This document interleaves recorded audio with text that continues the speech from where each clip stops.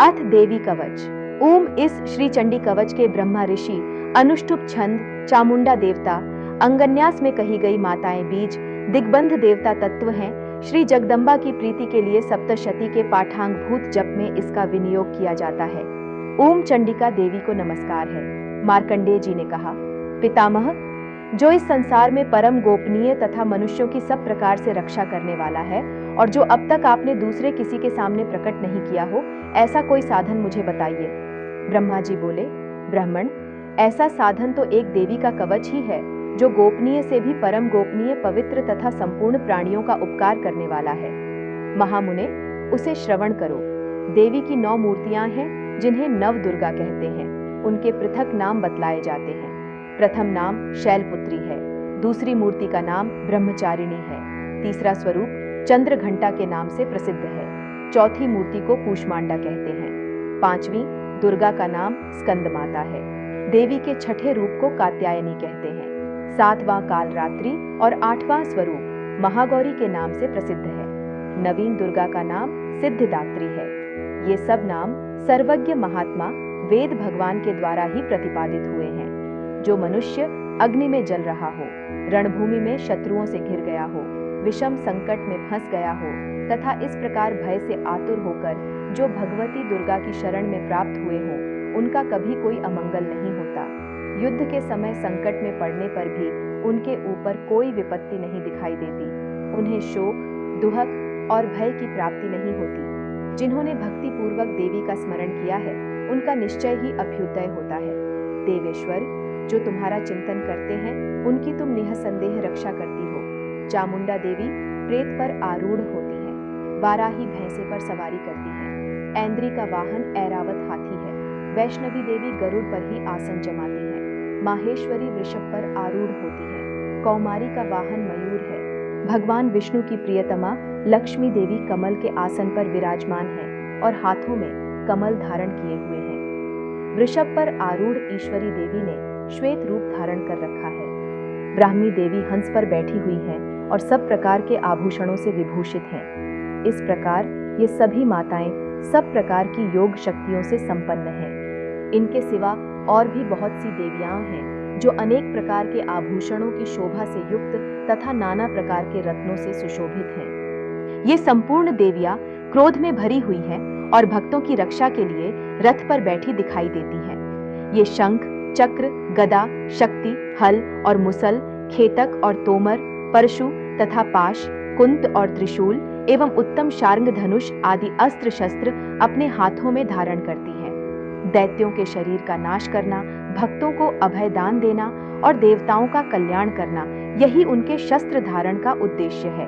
कवच आरंभ करने के पहले इस प्रकार प्रार्थना करनी चाहिए।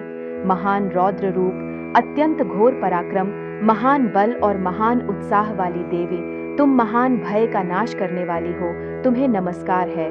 तुम्हारी ओर देखना भी कठिन है। शत्रुओं का भय बढ़ाने वाली जगदम्बिके, मेरी रक्षा करो। पूर्व दिशा में ऐन्द्री इंद्र शक्ति मेरी रक्षा करे। अग्निकोण में अग्निशक्ति, दक्षिण दिशा में वाराही तथा नैऋत्य कोण में खड्गधारिणी मेरी रक्षा करे। पश्चिम दिशा में वारुणी और वायव्य कोण में मृग पर सवारी करने वाली देवी मेरी रक्षा करे।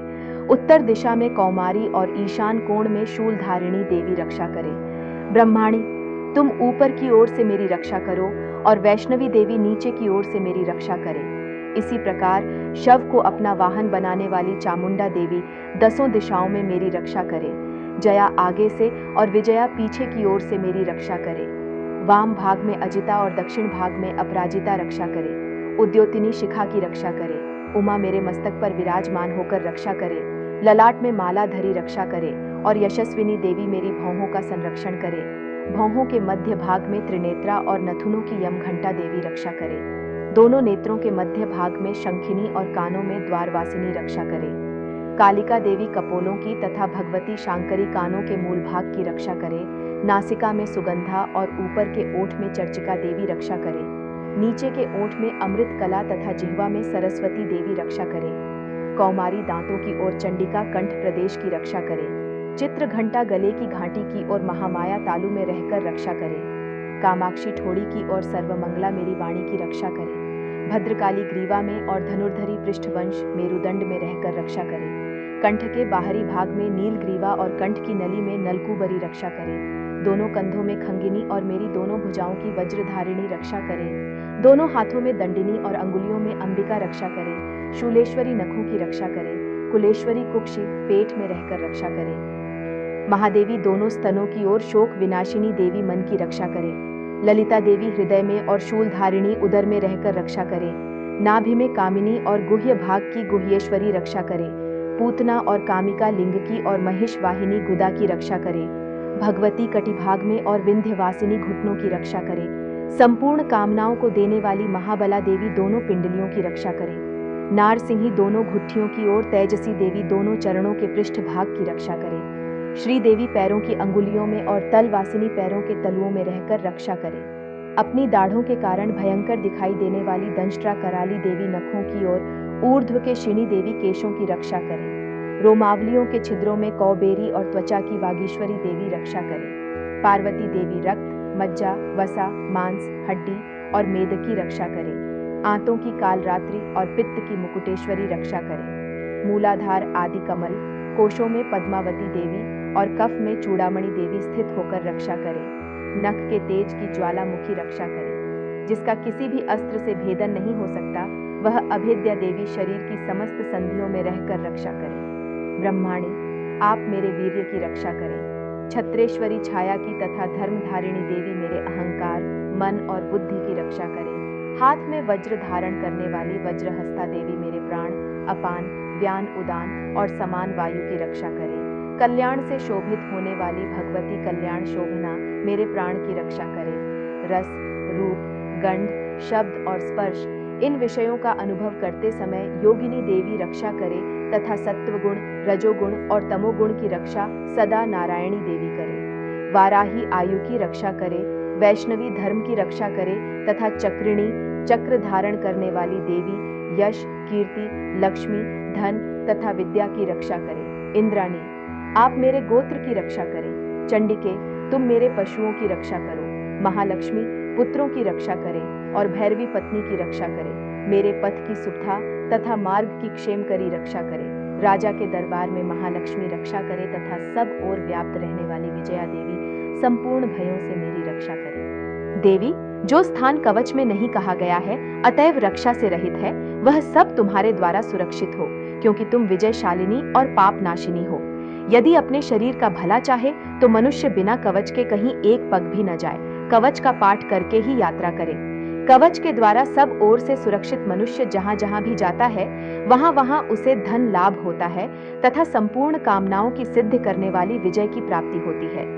वह जिस जिस अभीष्ट वस्तु का चिंतन करता है, उसको निश्चय ही प्राप्त कर लेता है। वह पुरुष इस पृथ्वी पर तुलना रहित महान ऐश्वर्य का भागी होता है। कवच से सुरक्षित मनुष्य निर्भय हो जाता है। युद्ध में उसकी पराजय नहीं होती तथा वह तीनों लोकों में पूजनीय होता है। देवी का यह कवच देवताओं के लिए भी दुर्लभ है। जो प्रतिदिन नियम पूर्वक तीनों संध्याओं के समय श्रद्धा के साथ इसका पाठ करता है, उसे दैवी कला प्राप्त होती है तथा वह तीनों लोकों में कहीं भी पराजित नहीं होता। इतना ही नहीं, वह अपमृत्यु से रहित हो 100 से भी अधिक वर्षों तक जीवित रहता है। मकरी, चेचक और कोढ़ आदि उसकी संपूर्ण व्याधियां नष्ट हो जाती हैं। कनेर, भांग, अफीम, धतूरे आदि का, स्थावर विष, सांप और बिच्छू आदि के काटने से चढ़ा हुआ जंगम विष तथा अहिफेन और तेल के संयोग आदि से बनने वाला कृत्रिम विष, ये सभी प्रकार के विष दूर हो जाते हैं, उनका कोई असर नहीं होता। इस पृथ्वी पर मारण मोहन आदि जितने आभिचारिक प्रयोग होते हैं तथा इस प्रकार के जितने मंत्र यंत्र होते हैं, वे सब इस कवच को हृदय में धारण कर लेने पर उस मनुष्य को देखते ही नष्ट हो जाते हैं। यही नहीं, पृथ्वी पर विचरने वाले ग्राम देवता, आकाशचारी देव विशेष, जल के संबंध से प्रकट होने वाले गण, उपदेश मात्र से सिद्ध होने वाले निम्न कोटि के देवता, अपने जन्म के साथ प्रकट होने वाले देवता, कुल देवता, माला, कंठमाला आदि, डाकिनी, शाकिनी, अंतरिक्ष में विचरने वाली अत्यंत बलवती भयानक डाकिनियां, ग्रह, भूत, पिशाच, यक्ष, गंधर्व, राक्षस, ब्रह्म राक्षस, बेताल, कूष्मांड और भैरव आदि अनिष्ट कारक देवता भी हृदय में कवच धारण किए रहने पर उस मनुष्य को देखते ही भाग जाते हैं। कवचधारी पुरुष को राजा से सम्मान वृद्धि प्राप्त होती है। यह कवच मनुष्य के तेज की वृद्धि करने वाला और उत्तम है। कवच का पाठ करने वाला पुरुष अपनी कीर्ति से विभूषित भूतल पर अपने सुयश के साथ साथ वृद्धि को प्राप्त होता है। जो पहले कवच का पाठ करके उसके बाद सप्तशती चंडी का पाठ करता है, उसकी जब तक वन, पर्वत और काननों सहित यह पृथ्वी टिकी रहती है, तब तक यहाँ पुत्र पौत्र आदि संतान परंपरा बनी रहती है। फिर देह का अंत होने पर वह पुरुष भगवती महामाया के प्रसाद से उस नित्य परम पद को प्राप्त होता है जो देवताओं के लिए भी दुर्लभ है। वह सुंदर दिव्य रूप धारण करता और कल्याणमय शिव के साथ आनंद का भागी होता है।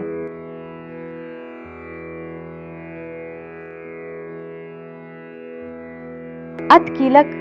ओम इस श्री कीलक मंत्र का शिव ऋषि अनुष्टुप छंद श्री महासरस्वती देवता हैं। श्री जगदम्बा की प्राप्ति के लिए सप्तशती के पाठांग भूत जप में इसका विनियोग किया जाता है।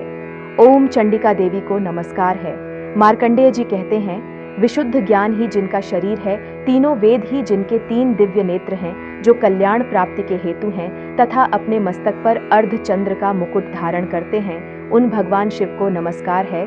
मंत्रों का जो अभिकीलक है, अर्थात मंत्रों की सिद्धि में विघ्न उपस्थित करने वाले शाप रूपी कीलक का जो निवारण करने वाला है, उस सप्तशती स्तोत्र को संपूर्ण रूप से जानना चाहिए और जानकर उसकी उपासना करनी चाहिए।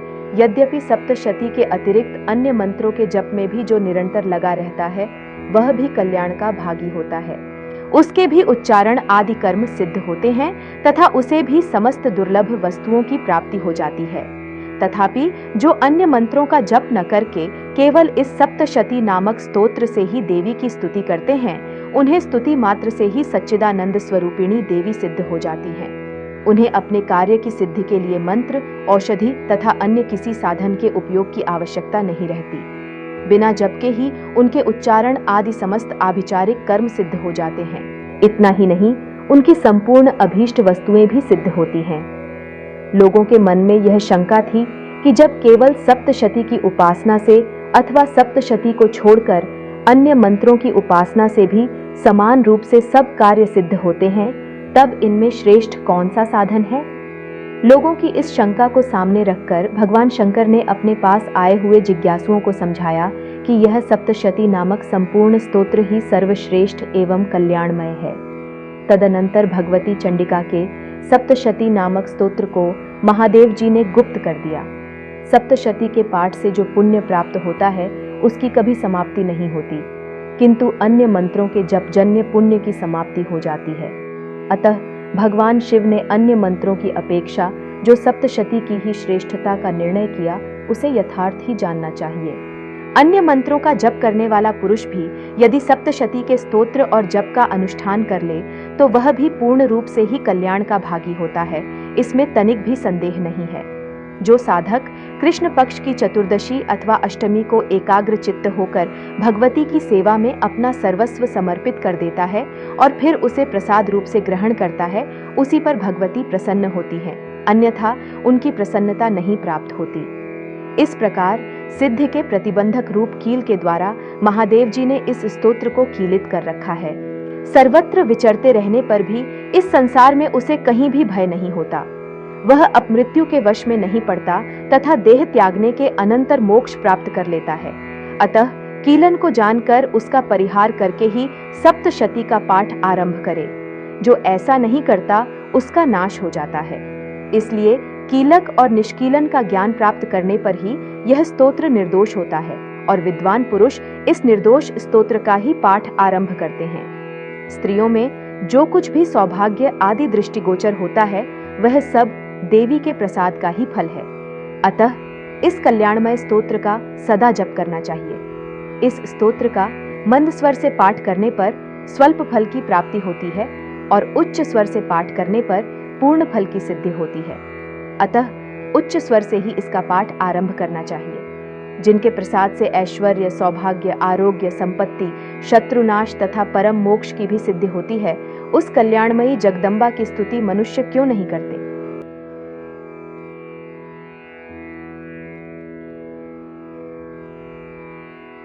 अत अर्गला स्तोत्र। ओम इस श्री अर्गला स्तोत्र मंत्र के विष्णु आर्षि अनुष्टुप छंद श्री महालक्ष्मी देवता हैं। श्री जगदम्बा की प्राप्ति के लिए सप्तशती के पाठांगभूत जप में इसका विनियोग किया जाता है। ओम चंडिका देवी को नमस्कार है। मार्कंडेय जी कहते हैं, जयंती, मंगला, काली, भद्रकाली, कपालिनी, दुर्गा, क्षमा, शिवा, धात्री, स्वाहा और स्वधा, इन नामों से प्रसिद्ध जगदम्बिके, तुम्हें मेरा नमस्कार हो। देवी चामुंडे, तुम्हारी जय हो। संपूर्ण प्राणियों की पीड़ा हरने वाली देवी, तुम्हारी जय हो। सब में व्याप्त रहने वाली देवी, तुम्हारी जय हो।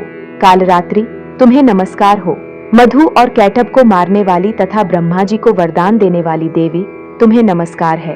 तुम मुझे रूप, आत्मस्वरूप का ज्ञान दो। जय, मोह पर विजय दो। यश, मोह विजय तथा ज्ञान प्राप्ति रूप यश दो। और काम क्रोध आदि शत्रुओं का नाश करो। महिषासुर का नाश करने वाली तथा भक्तों को सुख देने वाली देवी, तुम्हें नमस्कार है। तुम रूप दो, जय दो, यश दो और काम क्रोध आदि शत्रुओं का नाश करो।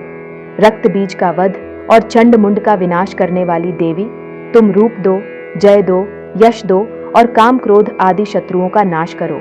शुंभ और निशुंभ तथा धूम्रलोचन का मर्दन करने वाली देवी, तुम रूप दो, जय दो, यश दो और काम क्रोध आदि शत्रुओं का नाश करो। सबके द्वारा वंदित युगल चरणों वाली तथा संपूर्ण सौभाग्य प्रदान करने वाली देवी, तुम रूप दो, जय दो, यश दो और काम क्रोध आदि शत्रुओं का नाश करो। देवी, तुम्हारे रूप और चरित्र अचिंत्य हैं। तुम समस्त शत्रुओं का नाश करने वाली हो। रूप दो, जय दो, यश दो और काम क्रोध आदि शत्रुओं का नाश करो।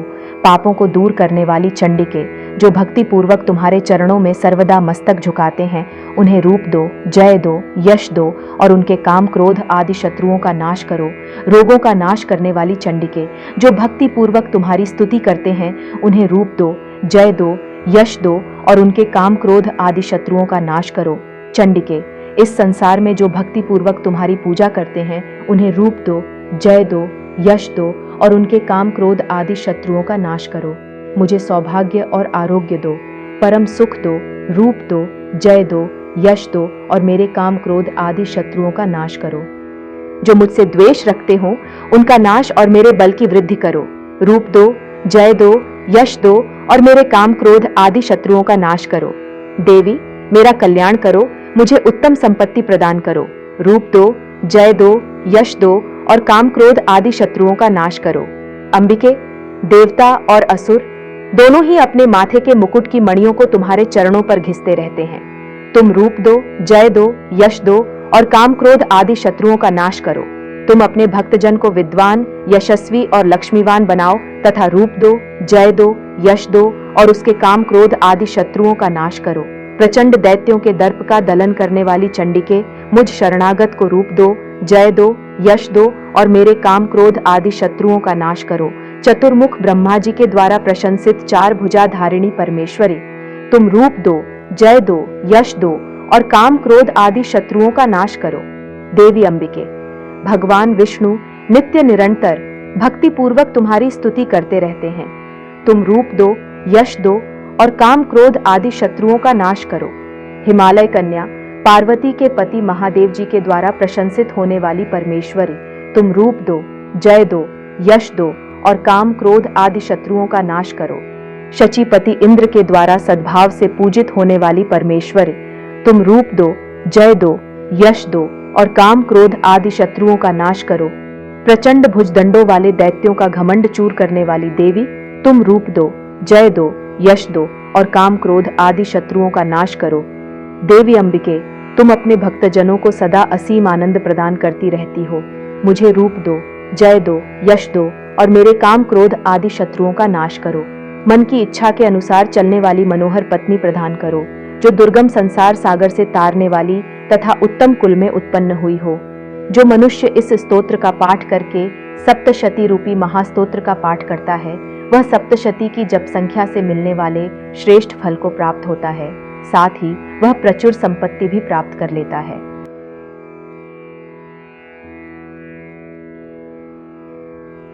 अथ तंत्रोक्त रात्रि सूक्त, जो इस विश्व की अधीश्वरी, जगत को धारण करने वाली, संसार का पालन और संहार करने वाली तथा तेजस स्वरूप भगवान विष्णु की अनुपम शक्ति है, उन्हीं भगवती निद्रा देवी की भगवान ब्रह्मा स्तुति करने लगे।